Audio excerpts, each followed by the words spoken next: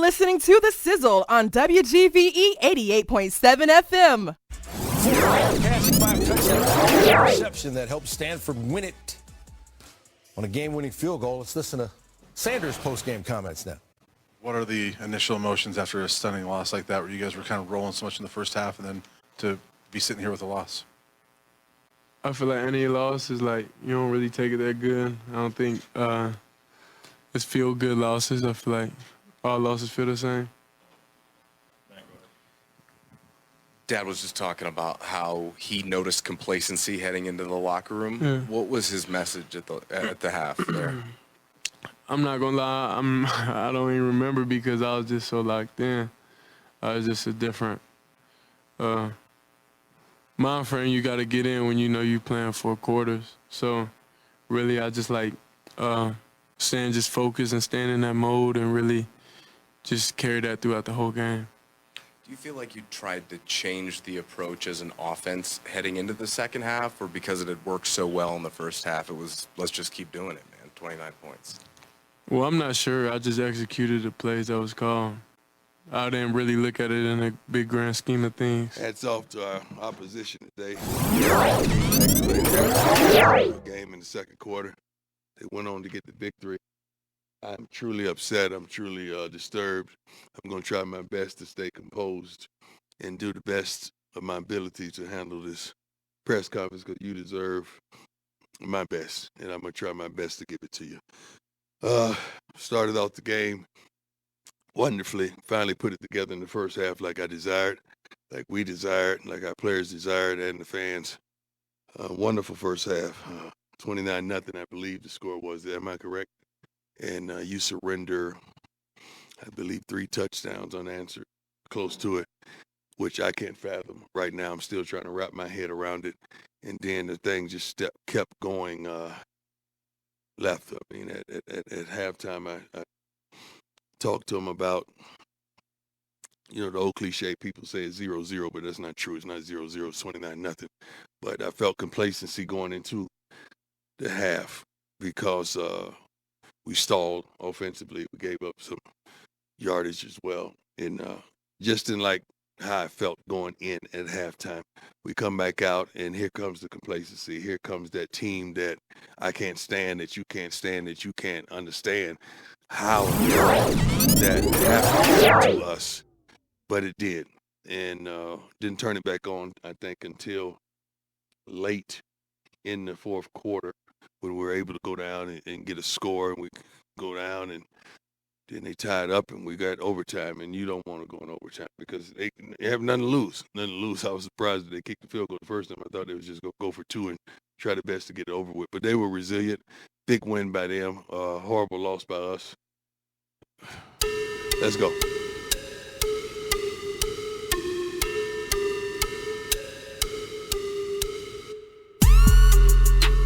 So, Jay, you heard the clip from Coach Prime as he talked about the loss to Stanford. Colorado, one of the premier teams this year in the league and this year in college football, went down 46-43. Such an epic collapse. Jay, if I can give you just a little background on how epic this collapse was. And this was something I didn't know. And for those who didn't know, this game happened on Friday. So there are many people who were like, oh, I didn't see that today. No, it happened Friday evening, and it was epic in all of its grandeur or all of its horror. So let me give you some stats provided by ESPN Stats and Info.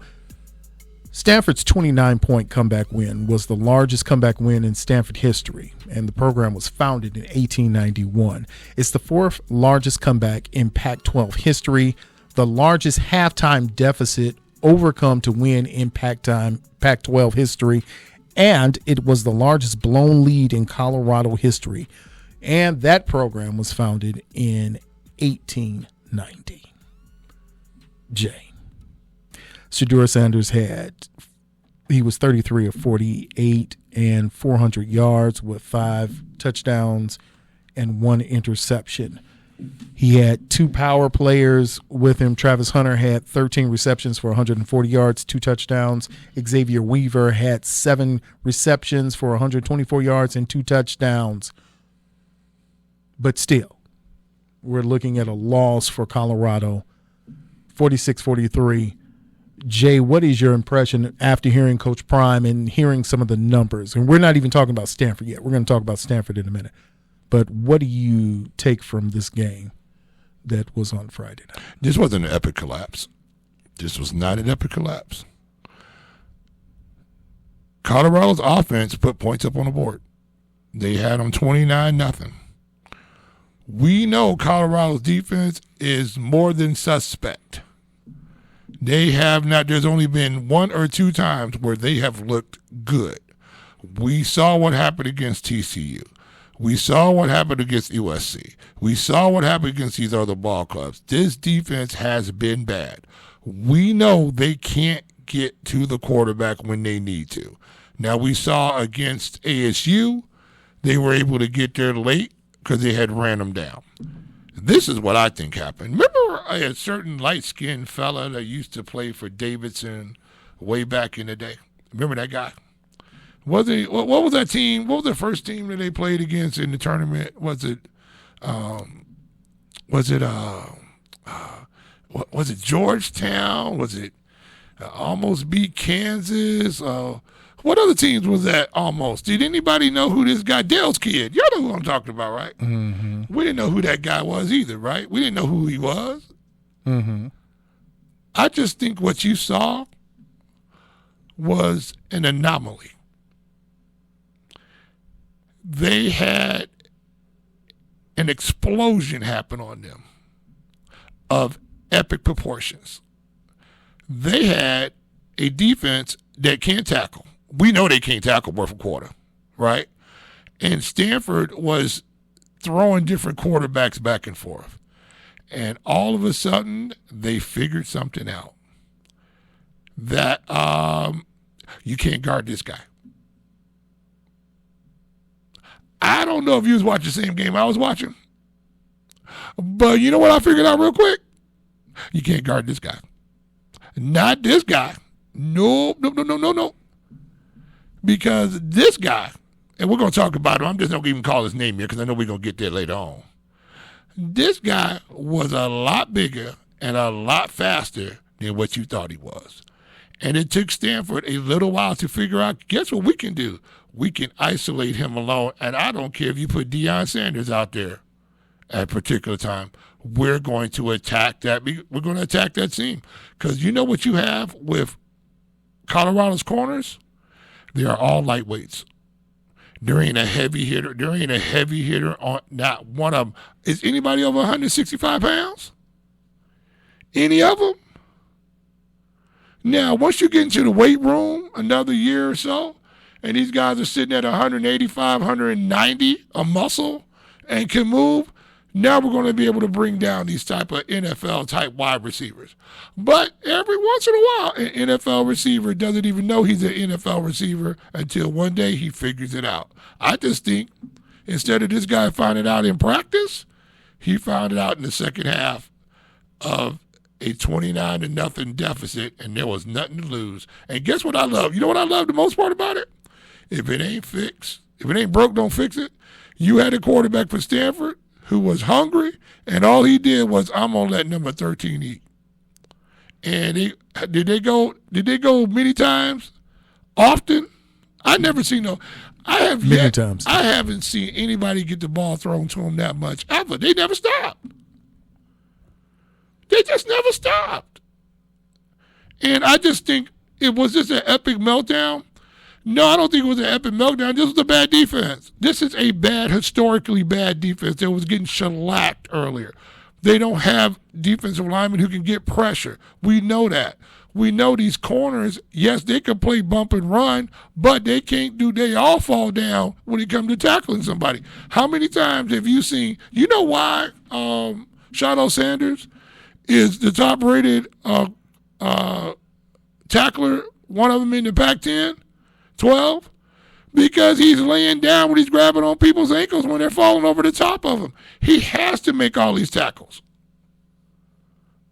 because they're breaking through the line. Have you seen Shiloh tackle? Have you? I've seen 2 big hits off Shiloh. For the most part, Shiloh is jumping on and hanging on. The sad part is he looks like a worse version of his father. Well, a slow version of his father. Very slow version. He was not blessed. Okay, let's go back. Let's look back at Deion. Okay. What was Deion's greatest attribute? Aside from his IQ, his speed. His speed was his greatest attribute. I'm not going to even say it was his IQ. I'm going to say it was his speed. Deion could get beat and recover. That he could. Deion could lay off something and get beat, but leave him enough space so once the ball got in the air, he was able to explode on it. You saw Travis Hunter try to do the same thing. He almost had to pick to end the game, but the Monster Mash took it away from him. I'm wondering if they're overstretching Travis Hunter at this point now because of the lack of players that they have defensively in the secondary and, as you said, on the front line. But, again, Jay, there is a question that has to be answered. Sure. Unlike Stephen Curry in his run, Davison's run, this isn't Kentucky. Colorado's not Kentucky. It's not one of the blue bloods. It's not one of the true schools. And that's why we can't say. That's why we can't say this nonsense that we saw about this defense, that this was epic. This was just a situation where Stanford's defense, even though figured out what was going on and was able to slow Shedeur down, he still had 5 TDs. Still had 500 yards of passing. You're still looking at someone who – and by the way, if you want to catch that Steph Curry doc, there's a whole documentary called Underrated. It's on Apple TV. Great. That's great. So if you want to see that and see what actually he did and put it together. But when you look at what happened with Colorado, when you say to me 400 yards of passing, 5 TDs, I'm thinking that's a W. That's a dub any day. It should be a dub, but just take a look. If you look at if you ran the stats up on TCU when he had 513 yards, right? You look at TCU, what were they able to do? Just keep going up and down. This Colorado defense is trash. But how do you account for the first half? Because this was actually a game of 2 halves, Jay. There was the first half where 29 points were put on the board. Colorado looked like they were going to run away with this game. And then there was a second half where Stanford, the real Stanford, got off the bus. Was it? No, I don't think the real Stanford got off the bus. I think their defensive coordinator got off the bus finally. I think what you saw was what we talk about all the time that the Bears don't do very well: make halftime adjustments. And one thing that Colorado is one-dimensional. This is not a running attack that you're afraid of. There is at not one point in time you think that Colorado is going to break out and have a 200-yard rushing game against you, right? But what you look at Dylan Edwards, that he's going to get loose. But Dylan Edwards, except for that first game against TCU, everybody's figured out Dylan Edwards is going to flare out the backfield. We're going to run over there and run him out the sidelines, right? So now, because Colorado's offensive line is not good enough to trap on the inside and get movement inside, you see these big backs are not able to get run. McCoskey can't go. Smoke can't get going. Dylan Edwards can't get going. So there's never a time where they have to come down and play 7 and 8 in the box. If you watch, think about this. Shedeur Sanders is always throwing to 7 people playing defense all the time on him because they're only rushing 4.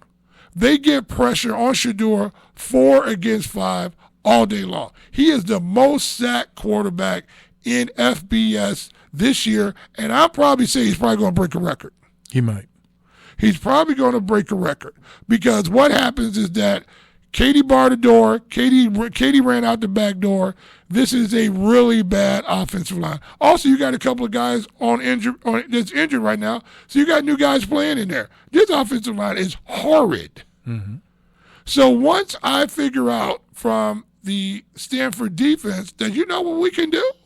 We can hit this A-gap against this guard who can't block us. All of a sudden, guess what? Now it's everybody. It looks like that Buffalo run. Remember how the Buffalo runs before the game? Right. That's what these defensive linemen look like at Shedeur. Just taking it and running. So, and I'm telling you what I think is starting to happen too. Shedeur, his body's now starting to get beat up. Yes. And I think now he's starting to get a little gun shy because he's getting whacked. Shedeur is tough as they come. Tough as they come. He takes a bit in Timex and keep on ticking. But at some point in time, even the best of them tap out before they pass out. Here's the thing. When you talk about tapping out, one person that didn't tap out was Ashton Daniels. 27 of 45, 396 yards, 4 TDs. He had 96 yards. He got tapped too in the first half. Second half, not so much. But it was a weird thing because I couldn't figure out. They all kind of look alike. Ashton Daniels, Justin Lamison, they all kind of, I was confused for a second. Like, who's throwing the ball? And here's a team, Jay, that their leading rusher was their quarterback with 39 yards. Here's the issue, right, with this game. The reason why I brought up the Steph Curry moment, because nobody really knew about Steph Curry either. I mean, people had heard about him, right? People heard about this wide receiver coming down from Canada down into the New Jersey area. They had heard about his speed. You know, he had the 8th fastest time in Canada in 2019. You want to say that again? The 8th fastest time in Canada. And under 18, this guy has speed. And ladies and gentlemen, if you don't know who we're talking about, and I've been practicing it, I might screw it up, but that's okay. Elic Ayomanor. That was pretty good. All right, that's bruh. Dude. 13 receptions, 294 yards, 3 touchdowns. Here's the issue, Mike. This guy runs the 200-meter in 21.66. This guy can fly. Did you see on the 94-yard touchdown? Nobody was – Shiloh, no go. He gone. Shiloh wasn't catching him. And you think Shiloh's slow until I looked up and go, oh, no, this guy has national speed. If you're the eighth best at anything in the country, you're a bad mamma jamma. Okay, so I was saying it before the segment. Look, man. You can't figure out if you're Colorado or if you're the defenders for Colorado how to take away the inside slant route. So here's the thing. Inside go route. Here's the thing about this is what happened. You had 165-pound, 60-pound injured Travis Hunter. Remember when Travis had got jacked up a few times in that game? Mm-hmm. I think he came back a week early. Okay. And I also believe he should have only been playing one side of the ball. I think but they needed them. What, he had like 12 catches or something like that? They needed those 12 catches. He put them ahead. Now you didn't see Karty McClain play for whatever reason. He's probably got a discipline problem going on again. Because that's what's keeping Karty off the field, is him not taking care of his business. So now you see Travis Hunter, who has been propped up to be that guy. But all of a sudden that guy met another that guy. And all of a sudden, 6'2", 210 pounds, NFL talent, 10.76 in a 100-meter dash, 4.4 in the 40, showed up. Who dropped off this NFL starting wide receiver and put him in a Stanford jersey? Who did that? Here's the funny part. When I was watching him, he reminded me of another Stanford alum, and that would be Ed McCaffrey. Maybe a little bit shorter, and he's faster than Ed McCaffrey. But the body style, when I looked at him, I was like, he's got that Stanford body style. He was until I saw him on routes, and they were crisp, clean. I want to say this guy is more close to 220 than he is 200. I want to say he's closer to 220 and can fly. Marvin Harrison Jr., arguably the best wide receiver in college football right now. But this young man, after this game, after 300 yards and more, He's on the map, Jay. Well, I think look, at some point in time, these people show up every once in a while. Somebody has a breakout game. It just happened. This guy just happened to have one. He had a Steph Curry moment. A Steph Curry moment, and that's what I meant. I mean, is he going to be Steph Curry? Yes. No, I'm not saying that. He had that Steph Curry moment, that Davidson, the kid. He had that. Who is this guy? He's Steven. What is his name? Oh, he pointed to the stands to his mom. Wait a minute. Is that Dale Curry's boy? Is that Dale's boy? Oh, he can shoot. Look how he turned his feet. He gets squared up to the back. Look, this guy start running these slant routes. You know why these slant routes work? Because he could go past him. Travis was in good position all the time with this guy, but he was a big body, and Travis was getting out-bodied. He was just getting outstretched. Travis was there. There were 2 or 3 times Travis was close to a pick. Look, the catch. Everybody talking about the catch in overtime, right? The catch. Travis was there. The guy just caught the ball on the back of his head. Who was going to do that? And took him into the end zone. Who is going to do that? This guy had the greatest game of his life. It just happened to be against the Colorado Buffaloes. Next week, this guy might catch 4 passes, but he had the greatest game of his life. You know why he had that? Because he had a quarterback that said, "Oh, we good? My man, line up. That's Travis Hunter. Don't make a difference. Guess what we getting ready to do? I'm about to drive this ball in between your numbers at 7 yards.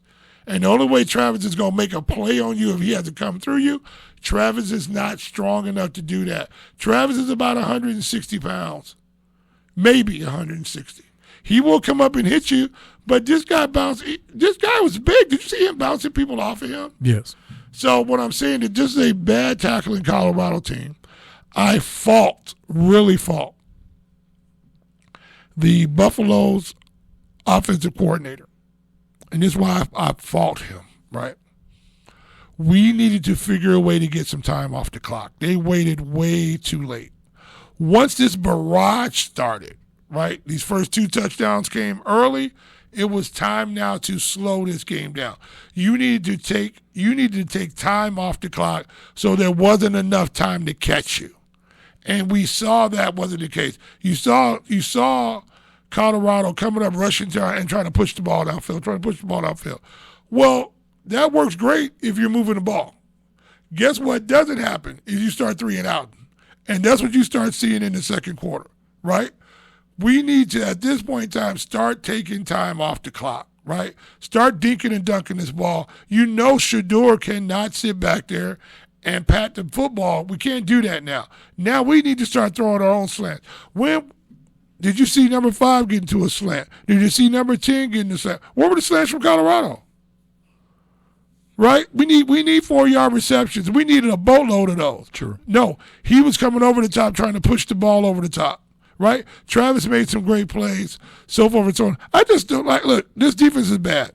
This defense is bad. This defense is hard. And I think what happened, you just saw a Stanford ball club all of a sudden figure out Colorado's weaknesses. And one of the weaknesses Colorado has, they can't cover for 4 seconds. You know what I'm saying? And there's not a defensive back team out here that can cover for that long. You have a bad – look, if the ball's gone in 2 seconds, Travis Hunter's there. You ask him to cover 2.5, 3 seconds. Did you see this quarterback look like Dan Marino back there? Did you see him? He did his best impression of John Elway. He was just back there slinging the pill. Amazing. It was so amazing. I think with Colorado, it's just a situation where we knew this team was going to have plenty of hiccups. This was a throw up. You know, I think Deion was perfectly right when these guys thought, oh, it's 29-0.5. Well, we good to go. Party. You know what I'm saying? They probably started taking the tape off at halftime. Oh, we good. Y'all going in after this, man. We're going to go hit these couple of touchdowns, and off we go. I think Shedeur Sanders is absolutely correct by what he does. I think he's a guy who's learned to be locked in, that he really doesn't know what else is going on. Well, I've learned that it's a new term for young people, and they use it very freely about being locked in. But I tell you what is locked in is that Colorado is 2-2 at home. 2-1 away from home, and right now they are 1-3 in the conference. And next week they have a UCLA team coming in. You're on the bye week, isn't it? Not week after. Week after they do, but you got UCLA. Then for homecoming, you've got Oregon State. You've got an Arizona team that was putting in work today. Yep. On senior day, you've got Washington State, Utah. It's a hard schedule. Well, it was a hard schedule from jump. I mean, when you have TCU and the big hammers up front. Now here's the problem that where are the defensive linemen coming from Colorado? Anybody hit the transfer portal this weekend? Anybody coming in? Then we're going to see a lot of the same thing. I think also is that they got to start protecting Shedeur Sanders. Mm-hmm.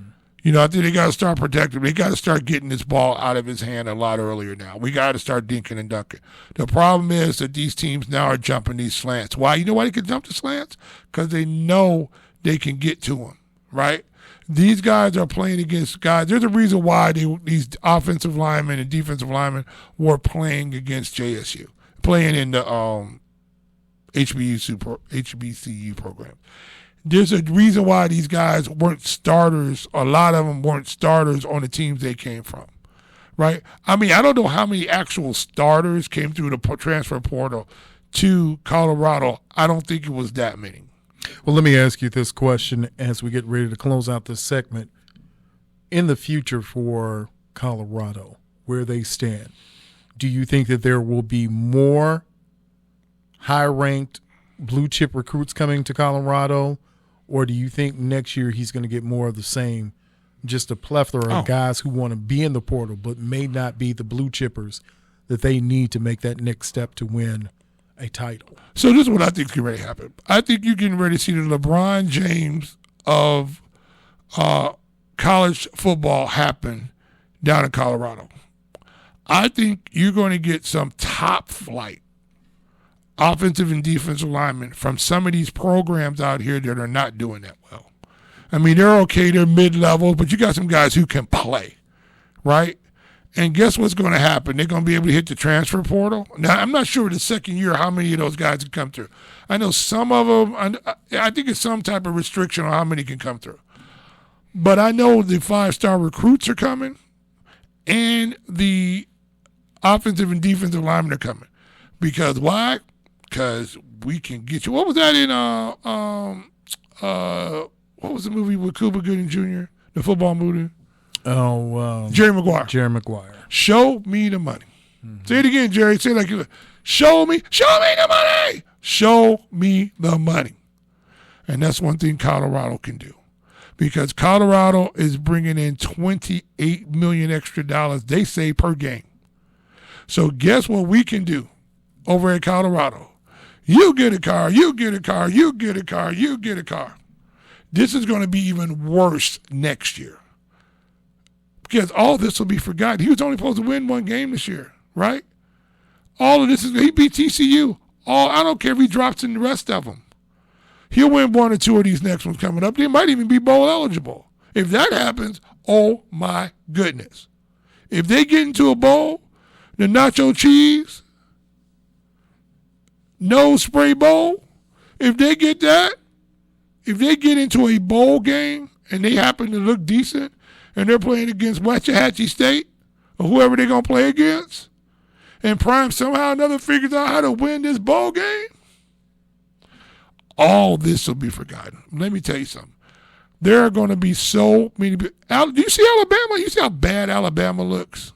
You don't think some of those defensive linemen at Alabama are going to go, hey, man, I'm a sophomore at Alabama, and we starting to fall off the map. We starting to get whacked. Auburn is putting it to us. Hey, Coach Prime, how you doing? I'm coming. 6'5", running 4.5 40. 270-pound defensive end. Linebackers. Man, look. Did you see the transformation from last year's team to this year's team? It's going to be even worse this year. Because they already said they got Mark Henry coming there to work out with the weight room program. So that means the Kermani McClains, the Travis Hunters, all these DBs are going to get 20 pounds heavier. And he might get a half a step faster. And the funny part is you might get some help from other source of coaches who are going to come in. You already got Warren Sapp slated to come in, and you might get Ed Reed to come in. So this is now why you've got players and coaches. You got everybody. You got Terrell Owens. You got everybody who's coming down there. This team is going to be relevant through the summer. This is going to be an MTV music fest coming on down there. It is going to be incredible. These guys are going to make so much money this summer. These young guys, especially if you have a Twitter page or any of these. Are you kidding me? This must be the money. Look, everybody's coming. You mean to tell me there are some teams who stopped giving Neil money out? Mm-hmm. Who just say, you know what, we're not going to give any more Neil money out. Prime is going to be like, man, look, he's putting them in really nice apartments. Do you see Travis Hunter's house? Mm-hmm.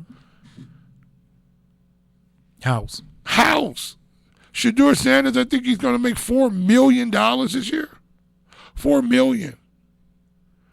$4 million. He's driving a Maybach with a real Rolex with diamonds on it. That's not that ain't the $25 one. Must be the money. He gave everybody beats. On the whole entire team. Everybody got beats from Shedeur. Everybody got beats. Well, he didn't give us a pair. And one thing I know is that when we come back from break, we're going to have some beats for the listeners because this is New Edition weekend. That's right. All these tunes are all in the breaks. We're going to have some New Edition because later on, you know what happens. Later on, we've got the J.SIZZLE mix coming up. So we got a lot of stuff going on. But you know what you're listening to. It's The Sizzle here on WGVE 88.7 FM.